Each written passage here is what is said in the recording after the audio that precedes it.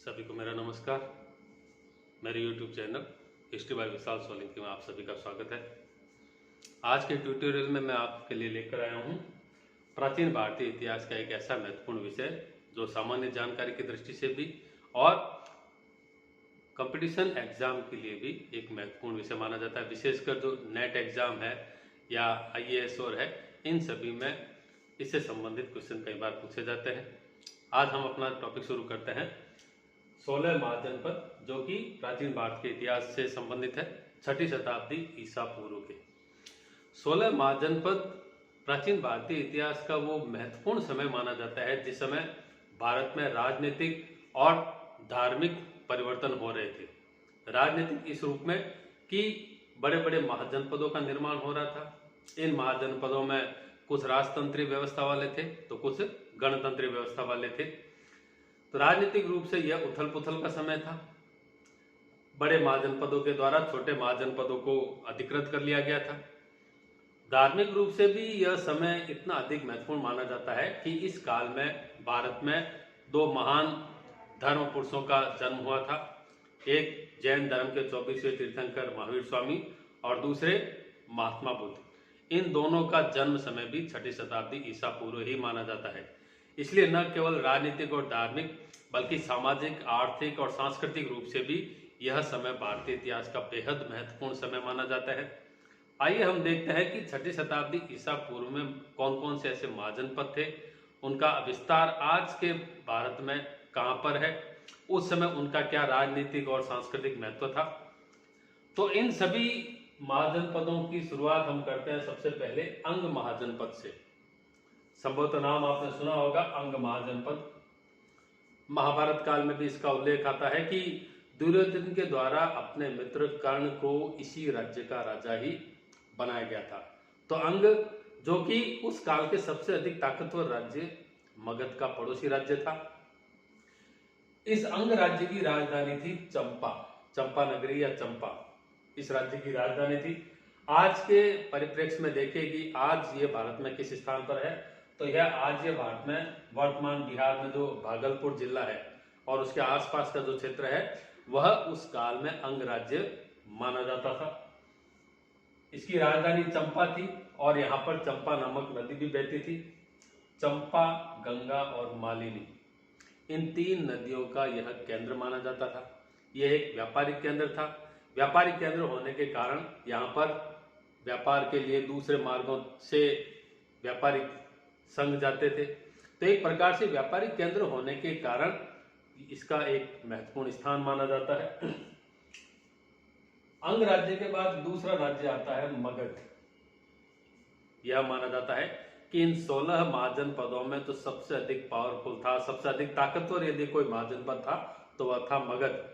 6ठी शताब्दी ईसा पूर्व में यहाँ पर बिंबिसार जो हर्यंक वंश का था, शिशुनाग वंश, नंद वंश, मौर्य वंश और शुंग वंश की राजनीतिक क्रीड़ा का केंद्र भी मगध बन चुका था।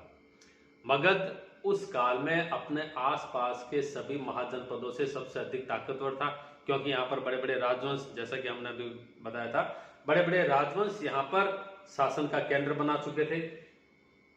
समय समय पर इसकी राजधानी बदलती रही। शुरुआत में इसकी राजधानी गिरिव्रत थी, आगे चलकर यह राजगृह हुई और मौर्य काल में आकर यह पाटलिपुत्र बन गई थी। महात्मा बुद्ध भी कई बार राजगृह में आ चुके थे, कई बार उनके प्रवचन हो चुके थे। तो एक प्रकार से बौद्ध धर्म और महात्मा बुद्ध से संबंधित भी एक महत्वपूर्ण स्थान माना जाता है। वर्तमान में जो बिहार की राजधानी है पटना और गया के आसपास का क्षेत्र इसी मगध जनपद में माना जाता था। मौर्य काल में मगध जनपद बहुत अधिक ताकतवर हो चुका था। 6ठी शताब्दी ईसा पूर्व से लेकर 1ली शताब्दी ईसा पूर्व तक और उसके बाद भी लगभग 500-600 वर्षों तक मगध जनपद सबसे अधिक ताकतवर महाजनपद के रूप में प्रसिद्ध हो चुका था। तीसरा राज्य है काशी, जिसे हम आज के समय में बनारस या वाराणसी कहते हैं। इसकी राजधानी थी उस काल में वाराणसी। यह माना जाता है कि काशी विश्व की सबसे प्राचीनतम नगरों में माना जाता है। उस समय वैदिक काल में जितने भी भारत में जो सभ्यताएं चल रही थी या भारत के बाहर जो सभ्यताएं चल रही थी, उन सभी सभ्यताओं में सबसे अधिक प्राचीन नगर काशी को माना जाता है। बाबा भोलेनाथ की नगरी मानी जाती है। वर्तमान का जो बनारस है, बनारस या वाराणसी जो इसकी राजधानी थी, बनारस और उसके आसपास का क्षेत्र काशी में ही आता था। यह वरुणा और असी नदियों के संगम पर बसा हुआ है, इसलिए इसका एक दूसरा नाम वाराणसी भी माना जाता है। यह राजनीतिक उठापटक का केंद्र था, शिक्षा केंद्र भी था। काशी विश्वविद्यालय भी एक प्रसिद्ध शिक्षा केंद्र माना जाता था। लेकिन मगध और काशी के राज्यों के बीच आपस में बहुत अधिक गतिरोध थे। आगे चलकर मगध के द्वारा इस काशी राज्य को भी जीत लिया गया था। अगला राज्य है कौशल। वर्तमान में पूर्वी उत्तर प्रदेश का जो क्षेत्र है, आज का हम पूर्वी उत्तर प्रदेश का क्षेत्र है, उस क्षेत्र को हम इस कौशल राज्य से कनेक्ट कर सकते हैं। कौशल राज्य भौगोलिक दृष्टि से बहुत बड़ा होने के कारण यह दो भागों में बंटा हुआ था, उत्तरी कौशल और दक्षिणी कौशल। शुरुआती दौर में इसकी राजधानी थी श्रावस्ती, जो आगे चलकर अयोध्या या साकेत बन चुकी थी। दक्षिणी कौशल की राजधानी थी कुशावती। कई बार इससे संबंधित 2 नंबर के प्रश्न आ सकते हैं कि कौशल की कौन कौन सी राजधानियां थी। मुख्य रूप से सरयू और उसके आसपास का जो क्षेत्र है, उसी आसपास के क्षेत्र में कौशल राज्य बसा हुआ था। कौशल राज्य का सबसे प्रमुख शासक था महाकौशल था, जिसका मगध के शासक अजातशत्रु के साथ कई बार संघर्ष भी हुआ था। आगे चलकर मगध के द्वारा कौशल राज्य को भी अपने अधिकार में ले लिया गया था। तो इन सभी 16 महाजनपदों में ये देखेंगे तो हर बार हम ये देखेंगे कि मगध राज्य ऐसा राज्य है जिसने आगे चलकर हर छोटे बड़े राज्य को अपने अधिकार में ले लिया था, और इसी कारण संभवतः यहाँ पर बड़े बड़े राजवंश आए थे, और इसी कारण मगध राज्य भौगोलिक रूप से और राजनीतिक रूप से उस काल का सबसे अधिक ताकतवर राज्य माना जाता था। अगला है सूरसेन। सूरसेन राज्य जो वर्तमान में मथुरा और उसके आसपास का जो क्षेत्र था, महाभारत काल में भी इसका उल्लेख मिलता है। कंस इसी राज्य का राजा था। मथुरा और उसके आसपास के क्षेत्रों में यह फैला हुआ था। इसकी राजधानी भी मथुरा ही थी। यह यादवों की गतिविधि का केंद्र माना जाता था। यहाँ पर यादवों के भी भाग बने हुए थे, अंधक और वृष्णि संघ। इस अंधक और वृष्णि संघ की दोनों संयुक्त जो संघ बना था, अंधक वृष्णि संघ, इस अंधक वृष्णि के संघ के जो चीफ थे, जो मुखिया थे, वो वासुदेव ही थे। इस काल में महात्मा बुद्ध का समकालीन अवंती पुत्र यहाँ का शासन कर रहा था। यमुना नदी के आसपास के क्षेत्रों में मथुरा की आज की जो भौगोलिक स्थिति है, उस आज की भौगोलिक स्थिति में यह क्षेत्र फैला हुआ था। शुरुआती दौर में यहाँ पर गणतंत्रीय व्यवस्था थी। आगे हम पढ़ेंगे गणतंत्र और राजतंत्र व्यवस्था। शुरुआती दौर में यहाँ पर गणतंत्रीय व्यवस्था थी, लेकिन आगे चलकर यहाँ पर राजतंत्रीय व्यवस्था स्थापित हो चुकी थी। तो यहाँ पर भी लगातार राजनीतिक परिवर्तन होते जा रहे थे। अगला एक राज्य आता है पांचाल। यह वर्तमान में पश्चिमी उत्तर प्रदेश और रुहेलखंड के आसपास का क्षेत्र उस काल में पांचाल माना जाता था। पांचाल भी भौगोलिक दृष्टि से बहुत बड़ा होने के कारण यह भी 2 भागों में बंटा हुआ था, उत्तरी पांचाल और दक्षिणी पांचाल। गंगा नदी इस पांचाल राज्य को 2 भागों में डिवाइड करती थी। उत्तरी पांचाल जिसकी राजधानी थी अहिच्छत्र, और दक्षिणी पांचाल जिसकी राजधानी थी कांपिल्य। यह भी एक महाजनपद था। आसपास के राज्यों के साथ इसके भी गतिरोध थे। कई बार मगध और इनके बीच भी युद्ध हुए थे। मगध के शासकों ने इस राज्य को भी अपने साम्राज्य में मिला लिया था। अगला है कुरु। नाम से स्पष्ट है, कौरव। महाभारत काल का एक बहुत ताकतवर जनपद माना जाता था। शुरुआत में यहाँ पर राजतंत्रीय व्यवस्था थी। बाद में आगे चलकर 6ठी शताब्दी ईसा पूर्व के कुछ समय पश्चात यहाँ पर गणतंत्रीय व्यवस्था स्थापित हो चुकी थी। एक प्रकार से महाभारत के युद्ध का गवाह यह राज्य था। इसी कुरु राज्य से ही कौरव कहलाए थे। इसकी राजधानी थी इंद्रप्रस्थ और हस्तिनापुर जो आसपास के क्षेत्रों में थे। आज का दिल्ली और मेरठ का जो क्षेत्र है वह उस काल में कुरु राज्य में शामिल था। यमुना नदी यहाँ पर बहती है। महाभारत काल का एक महत्वपूर्ण केंद्र माना जाता था। एक व्यापारिक केंद्र भी था, एक राजनीतिक केंद्र भी था। महाभारत काल के बाद 6ठी शताब्दी ईसा पूर्व में यहाँ पर काफी राजनीतिक उथल पुथल भी हुए थे। अगला है मत्स्य महाजनपद। विशेष रूप से राजस्थान से संबंधित यह क्षेत्र था जो उस काल में महाभारत काल में और 6ठी शताब्दी ईसा पूर्व में भी राजनीतिक गतिविधियों का एक महत्वपूर्ण केंद्र था। आज का जो अलवर, भरतपुर और जयपुर का जो क्षेत्र है, यहाँ पर आपको मैं बात याद दिला दूं कि राजस्थान के एकीकरण का जो प्रथम चरण हुआ था उस प्रथम चरण का नाम भी मत्स्य संघ ही रखा गया था, क्योंकि इसमें अलवर, भरतपुर, धौलपुर और करौली जिले शामिल किए गए थे। यह मत्स्य जनपद उसी महाभारत काल में भी था। यहाँ का शासक विराट था और इसी विराट की पुत्री उत्तरा का विवाह अर्जुन के पुत्र अभिमन्यु से भी हुए थे। महाभारत काल में पांडवों के द्वारा जो 1 साल का अज्ञातवास था वह 1 साल का अज्ञातवास भी इसी विराट नगर में या इसी मत्स्य नगर में ही बिताया गया था। तो महाभारत काल का एक महत्वपूर्ण केंद्र था। 6ठी शताब्दी ईसा पूर्व में भी यह एक शक्तिशाली राज्य था। राजस्थान के इतिहास से संबंधित एक और महत्वपूर्ण तथ्य हम यहाँ पर देखते हैं कि जो प्राचीन राजस्थान से संबंधित जो सभ्यताएं हैं, चाहे कालीबंगा की है या आहड़ की है, बैराट की है, तो बैराट की सभ्यता का केंद्र भी यह मत्स्य प्रदेश माना जाता था। यहाँ के राजा विराट के नाम पर ही इसकी राजधानी विराट नगर भी बनाई गई थी। आगे चलकर बड़े महाजनपदों के द्वारा इस पर आक्रमण करके उसको पर अधिकार कर लिया गया था।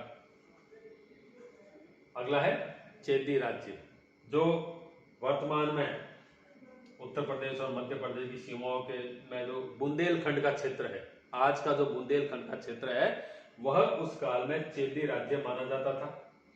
यमुना नदी और उसके आसपास के क्षेत्रों में यह फैला हुआ था। शिशुपाल के द्वारा इस राज्य पर अपना अधिकार करके यहाँ पर लंबे समय तक शासन व्यवस्थाएं भी संचालित उसके द्वारा की गई थी। इसकी राजधानी थी शक्तिमती या सोत्थवती, 2 नाम आते हैं। यहाँ पर मैंने एक ही नाम लिखा है, शक्तिमती। तो शक्तिमती और सोत्थवती इसकी राजधानी मानी जाती थी। अगला है अवंती, एक महत्वपूर्ण प्रदेश जो मगध, अंग, काशी और कौशल राज्य के बराबर की राजनीतिक अहमियत रखता था। अवंती भी भौगोलिक रूप से बड़ा क्षेत्र होने के कारण ये भी 2 भागों में बंटा हुआ था, उत्तरी अवंती और दक्षिणी अवंती। इसकी भी 2 राजधानियां थी। उत्तरी अवंती की राजधानी थी उज्जैनी और दूसरी अवंती की राजधानी थी माहिष्मती। मध्य प्रदेश में मालवा और उसके आसपास के क्षेत्रों में यह महाजनपद फैला हुआ था। यह माना जाता है कि अवंती एक व्यापारिक केंद्र होने के कारण इस तरफ से दूसरे राज्यों की तरफ व्यापार किया जाता था। व्यापारिक केंद्र होने के कारण इसका आर्थिक विकास बहुत अधिक तेजी से हुआ था। इसलिए आर्थिक विकास के कारण ही अन्य महाजनपदों ने इस राज्य पर आक्रमण कर उस पर अपना अधिकार करने का कई बार भी प्रयास किया था। 6ठी शताब्दी ईसा पूर्व में यहाँ का एक शासक था चंड प्रद्योत, जो उस काल का ताकतवर शासक माना जाता था।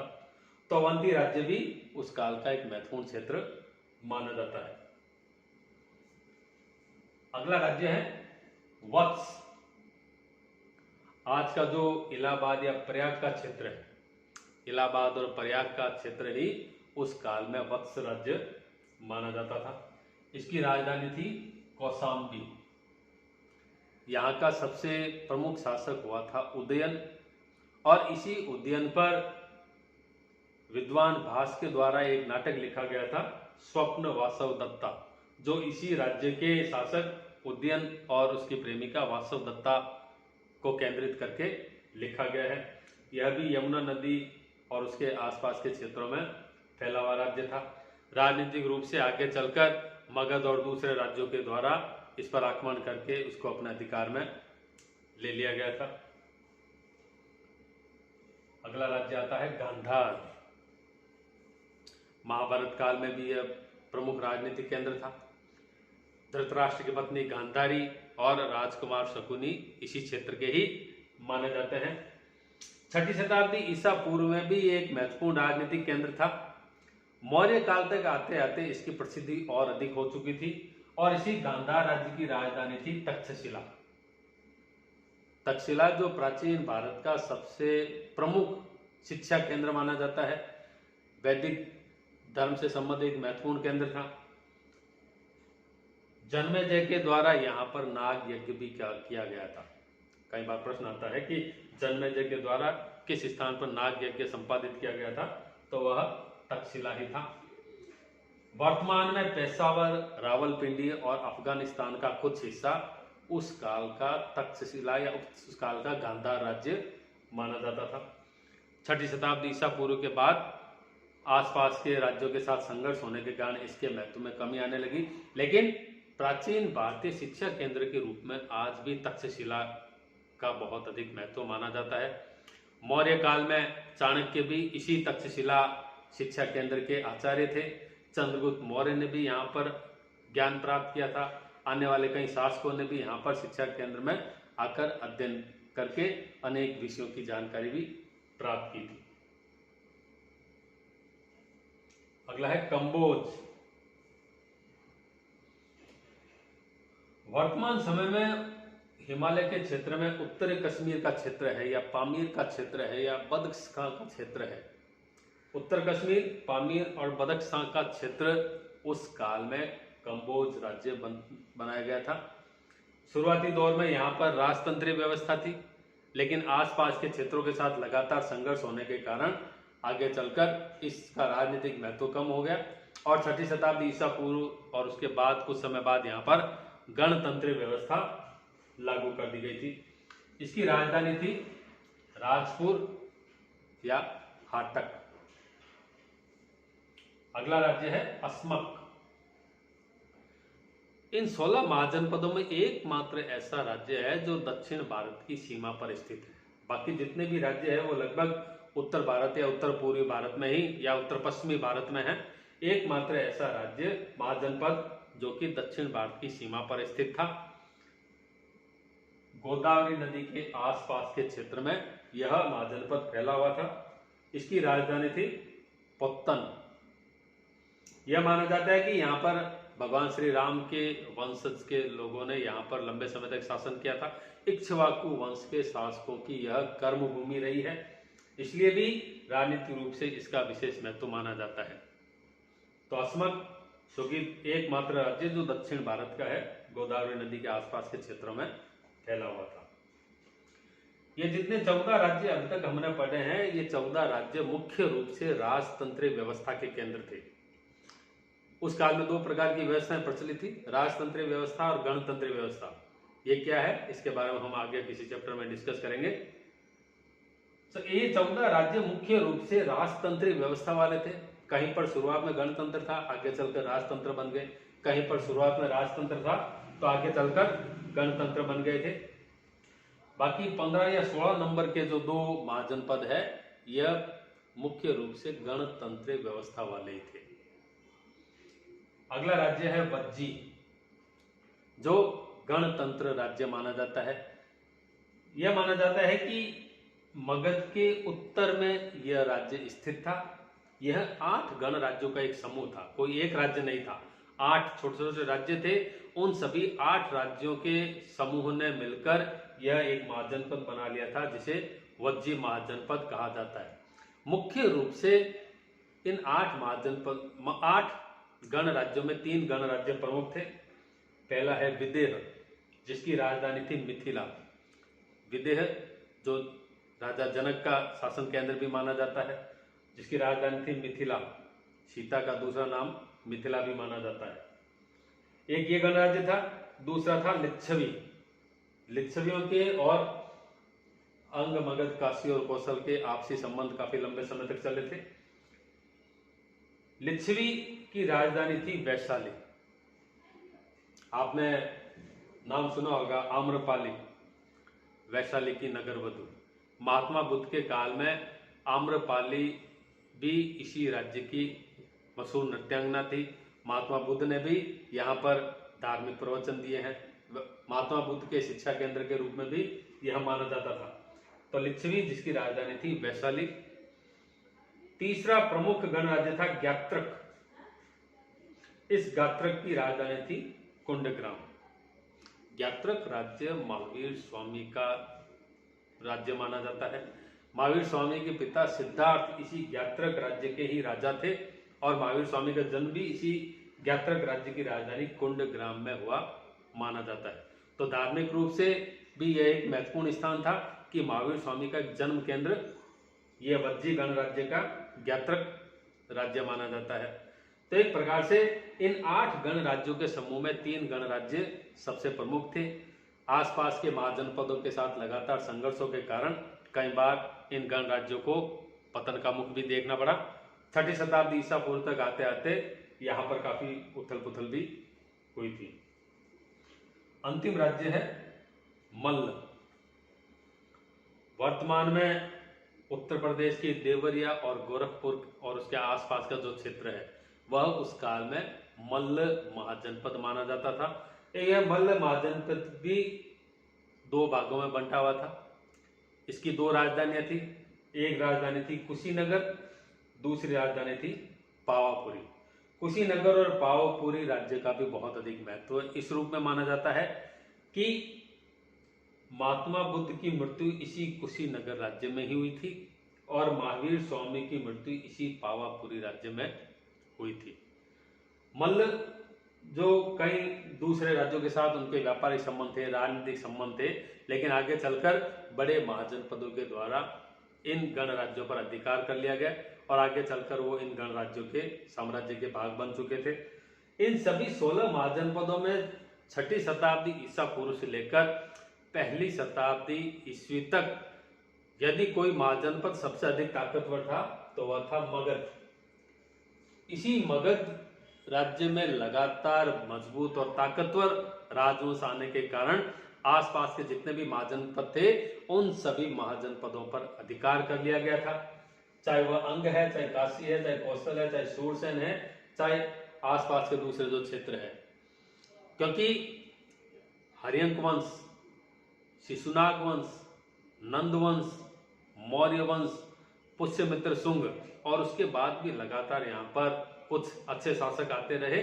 इसी कारण मगध 6ठी शताब्दी ईसा पूर्व का सबसे अधिक ताकतवर महाजनपद था। यहाँ पर लगातार अच्छे राजवंश आते रहे, अच्छे शासक आते रहे और इसी का परिणाम था कि यदि हम मगध और आसपास के क्षेत्रों पर नजर डालें तो हम देखेंगे कि मगध ने आसपास के सभी महाजनपदों को जीत पर उनको अपने अधिकार में ले लिया था। तो भौगोलिक रूप से मगध महाजनपद बहुत विस्तृत हो चुका था। तो ये 6ठी शताब्दी ईसा पूर्व के 16 महाजनपद है जो राजनीतिक रूप से, सामाजिक रूप से, धार्मिक और आर्थिक और सांस्कृतिक रूप से भारत के प्राचीन इतिहास की बहुत ही अधिक महत्वपूर्ण जानकारी देते हैं। और इन महाजनपदों को किसी न किसी रूप में प्राचीन भारतीय इतिहास के उन क्षेत्रों में आगे बढ़ने का अवसर दिया गया था। उन सभी क्षेत्रों में जहां जहां ये महाजनपद फैले हुए थे, एक बात मैं और कह दूं कि उस काल में भारत न केवल आज का भौगोलिक बल्कि उस काल में आज का जो पाकिस्तान है, आज का जो अफगानिस्तान है, आज का जो बदख्शां है या पामीर का पठार है या उत्तर कश्मीर का क्षेत्र है या पेशावर या रावलपिंडी या अफगानिस्तान का क्षेत्र है, उन सभी क्षेत्रों में भी भारत फैला हुआ था। तो इस प्रकार के भारतीय प्रसार को हम बृहत्तर भारत के रूप में जानते हैं, भारत के सांस्कृतिक प्रसार के रूप में जानते हैं। अशोक के द्वारा बौद्ध धर्म के प्रचार प्रसार के लिए भी इन सभी महाजनपदों और भारत के बाहर भी बौद्ध धर्म के प्रचार प्रसार के लिए लोग भेजे गए थे। तो मुख्य रूप से अंग, मगध, काशी, कौशल, सूरसेन, पांचाल, कुरु, मत्स्य, चेदी, अवंती, वत्स, गांधार, कंबोज, अस्मक, वज्जी और मल्ल ये प्रमुख 16 महाजनपद है जो 6ठी शताब्दी ईसा पूर्व के भारत के इतिहास के लिए बहुत ही अधिक महत्वपूर्ण माने जाते हैं। उम्मीद है आपको आज का चैप्टर पसंद आया होगा। आप मेरे YouTube channel history by Vishal Solanki sir पर जाकर लाइक करें, सब्सक्राइब करें और कमेंट करें। आपको ये वीडियो कैसा लगा उसके लिए भी आप कमेंट अवश्य करें। Thank you. जय हिंद।